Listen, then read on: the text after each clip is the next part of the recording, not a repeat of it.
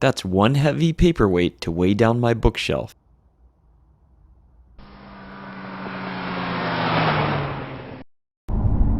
After almost a year of dragging my feet, I finally got the anti-gravity battery installed into my Gallardo. So before we give it a quick shakedown and talk a little bit more about it, let's go back in time to me in my comfy Seahawks clothes installing it in the car.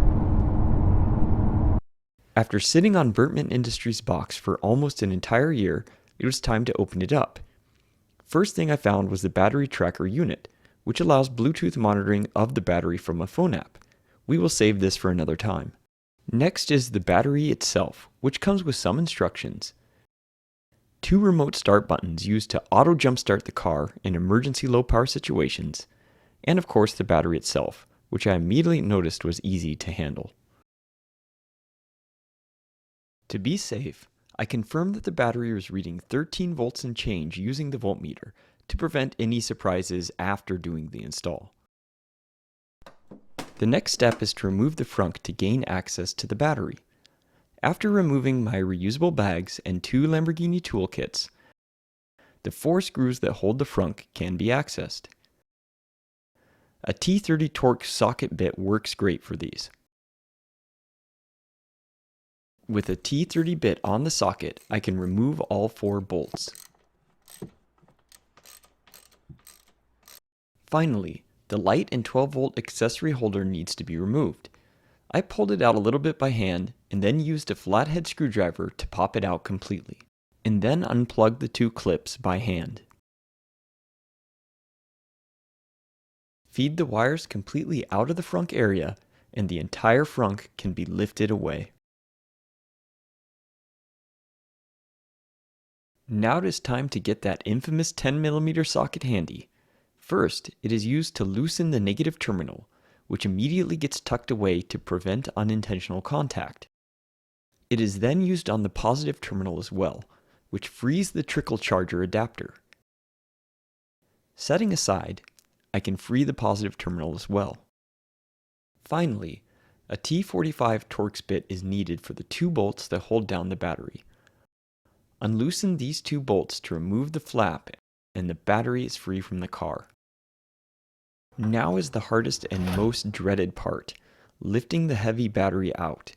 Since I'm weak, I ended up teetering it out to the front of the car first, then did a deadlift motion to pull it out. Before installing the new battery, a quick weight comparison is performed. My SIBO-infested self weighs in at 120 pounds. Holding the anti-gravity battery, it goes up to 140 pounds, so the battery weighs about 20 pounds.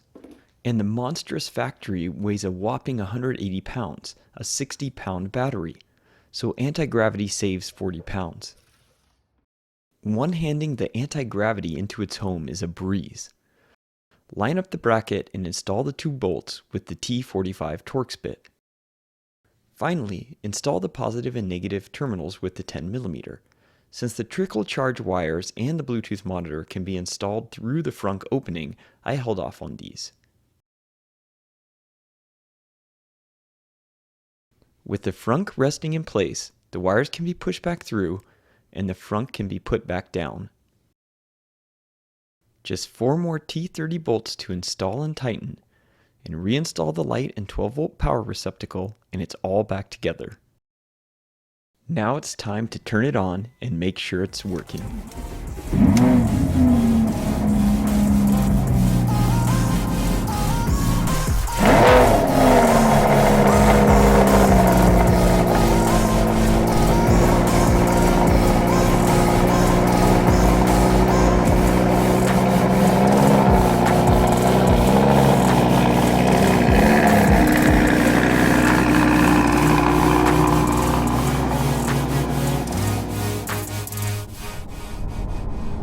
So now, driving the car with the battery installed, what's the difference? Well, frankly, for this, just driving around in normal driving, I can't tell a difference at all. So if you're looking to get this battery thinking, okay, you're going to really feel a big difference, at least in this car, you're definitely not. Now that being said, I'm sure if you track the car, you would probably notice a difference at the limit because the weight is slightly in front of the axle of the battery. But this battery is centered, and it isn't like way out front or way in the back, or way off centered or something where you would notice it in normal driving. So if you're really looking for like bang for buck performance gains, I mean, go back to my tire video. By far the tires are the best thing I've done to this car to make it feel better, like night and day difference. But that being said, I have no qualms about installing the battery.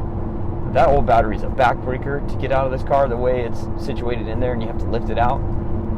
So having this battery in there is so great, and also the peace of mind of having the push button to basically have a built-in jump starter into the car.